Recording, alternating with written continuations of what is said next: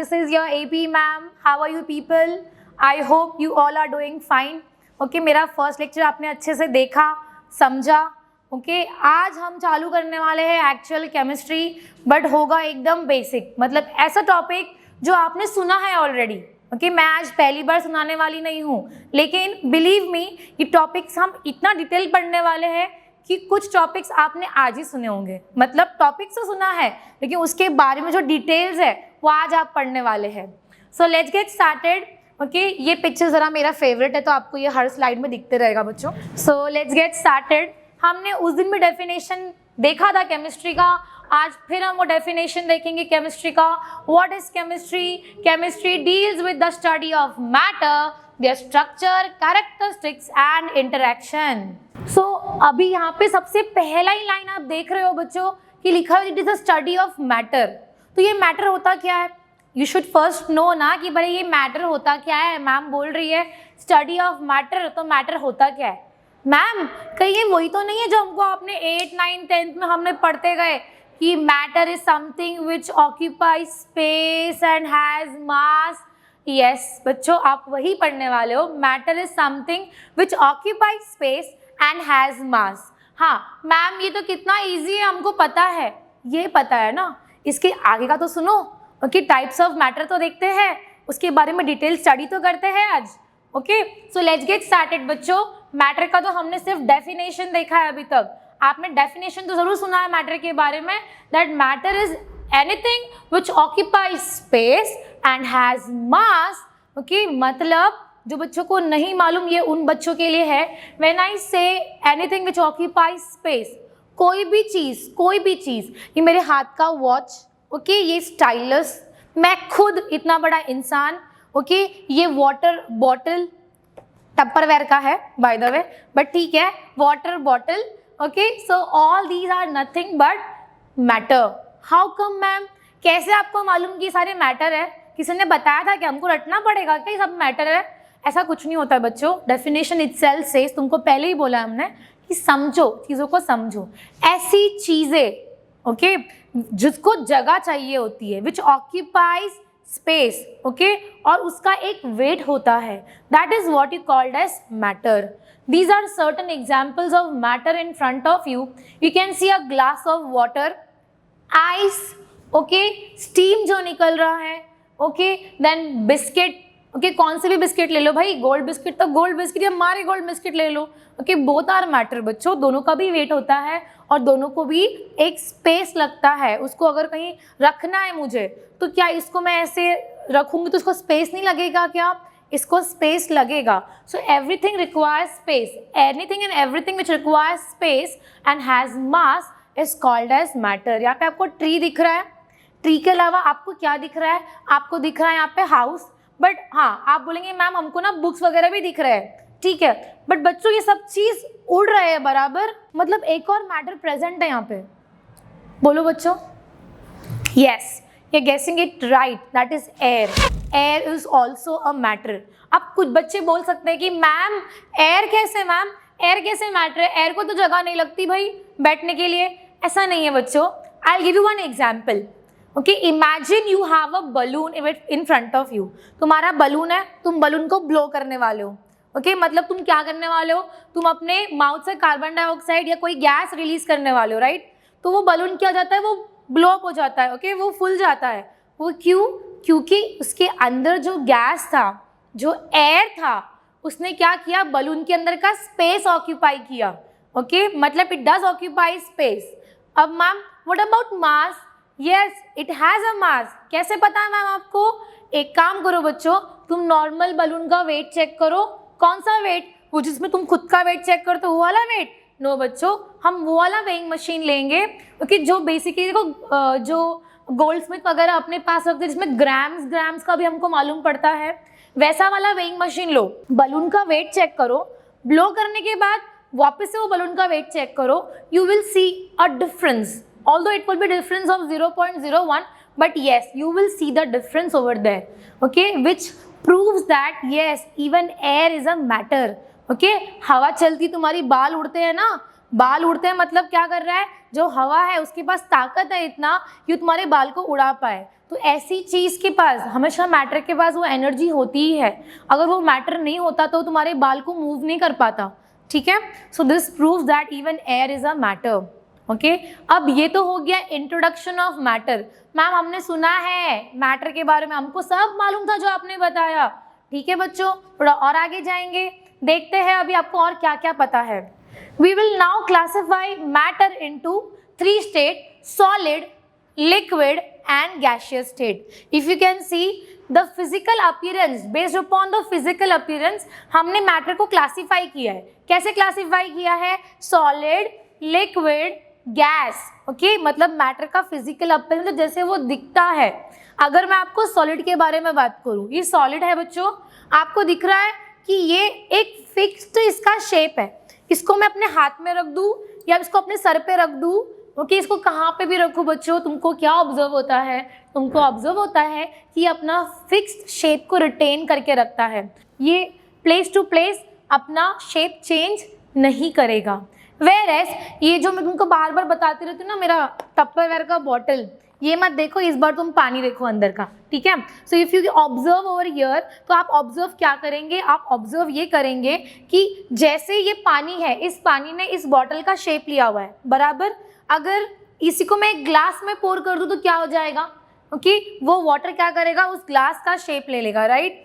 सो यहाँ पे क्या हो रहा है कि ये भी मैटर है और ये वाटर भी मैटर है, क्योंकि इसको भी स्पेस चाहिए होता है और ये वाटर को भी स्पेस चाहिए होता है, बट दोनों का भी जो अपीयरेंस है वो अलग अलग है, okay. So based upon those physical appearance the matter is classified into 3, that is solid, liquid and gaseous state. अब बच्चों एक्चुअली अगर देखा जाए, जनरल नॉलेज क्वेश्चन आपको मैं पूछना चाहूँगी, आप आंसर मुझे कमेंट बॉक्स में देना, ठीक है। The question is, these are the 3 physical state of matter, but we also have other 2 physical state of matter, but ये unfamiliar state of matter है। इसका सिर्फ आपको नाम मुझे कमेंट बॉक्स में देना है, क्योंकि इसका आंसर मैं आपको नेक्स्ट लेक्चर में दूंगी, ठीक है। So I want a maximum answers to be given in comment box. So अगर आपको समझा है तो okay, solid, liquid and gases के बारे में बात कर लेते हैं। सो बच्चों यहाँ पे तुमको क्या दिख रहा है? तुमको ये दिख रहा है कि यहाँ पे जो सॉलिड के पार्टिकल्स है, ओके, पार्टिकल्स कैसे हैं बच्चों, ये लोग एक दूसरे को चिपके पड़े हुए हैं, राइट। कैसे पड़े बच्चों? चिपके पड़े हुए हैं एक दूसरे को।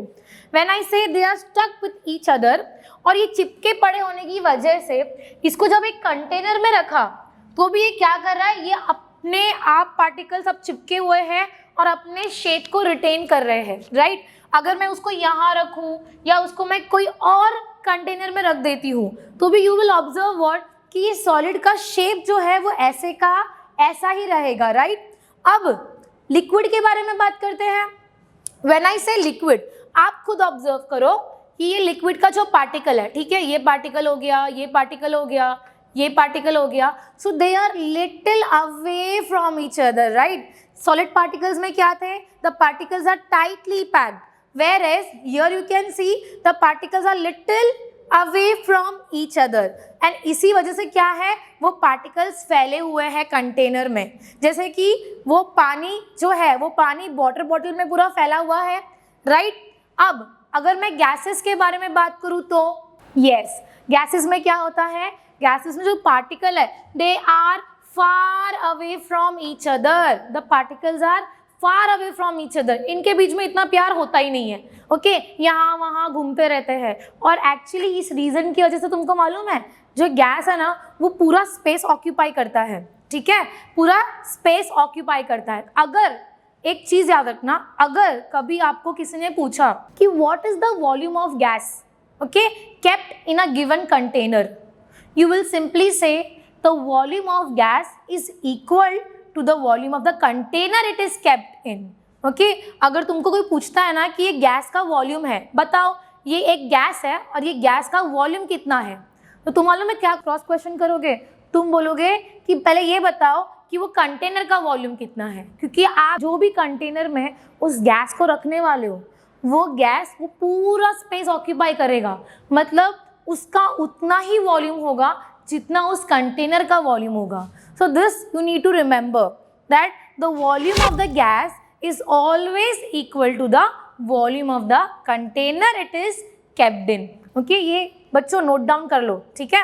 So this was about the basic introduction of solid, liquid and gaseous state. अब बच्चों हम इसकी प्रॉपर्टीज डिस्कस करने वाले हैं. हम बहुत सारे प्रॉपर्टीज डिस्कस करने वाले हैं.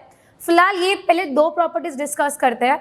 सबसे पहला पैकेजिंग ऑफ और पैकिंग ऑफ पार्टिकल्स. तो इमेजिन करो मेरा प्रीवियस वाला स्लाइड, तो आपने वहाँ पे ऑब्जर्व क्या किया.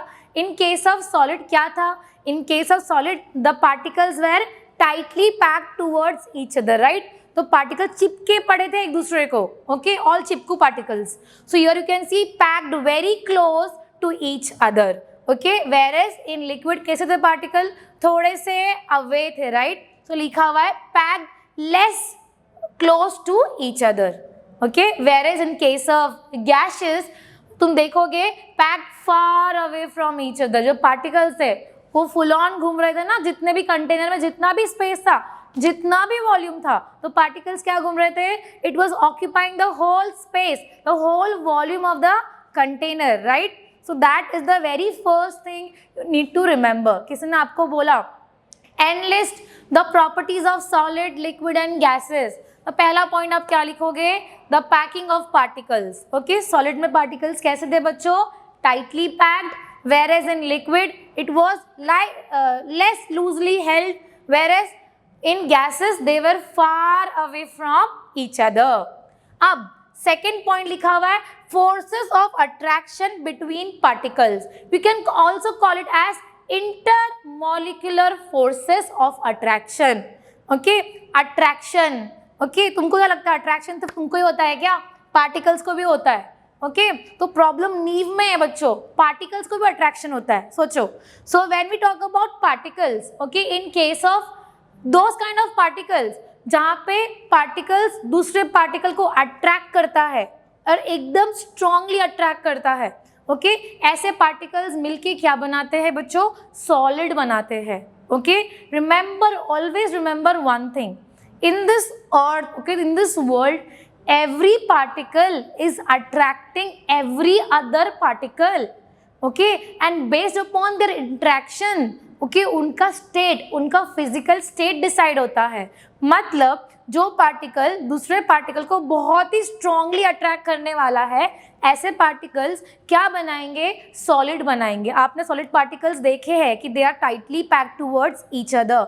Whereas in liquid क्या हो जाता है, particles are little away from each other, right. क्यों, क्योंकि उनके बीच में भी अट्रैक्शन होता है, लेकिन कैसा होता है, कम होता है as compare to solid. The attraction among the particles are lesser. Whereas in case of gases you will observe जो अट्रैक्शन होता है वो नहीं होता है ना. ऐसा नहीं है बच्चों, मैंने तुमको पहले स्टेटमेंट में कहा कि in this world every particle is attracting every other particle. Okay, so particles attract जरूर करते हैं लेकिन ना के बराबर. when it is ना के बराबर, when I say मतलब negligible. उनके अट्रैक्शन कैसे होते हैं, उनके फोर्सेस ऑफ अट्रैक्शन नेग्लिजिबल होते हैं. और अगर अट्रैक्शन नेग्लिजिबल होते हैं तो वो लोग सॉलिड की तरह चिपकू नहीं होते हैं. They just move here and there, freely they move here and there. So this was about the basic introduction of solid, liquid, gases and their two properties. In our next lecture, we are going to see many more properties of solid, liquid and gases. So stay tuned. Thank you everyone. Have a nice day. Remember my homework. Okay, those two unfamiliar states of matter. Thank you everyone. Have a nice day.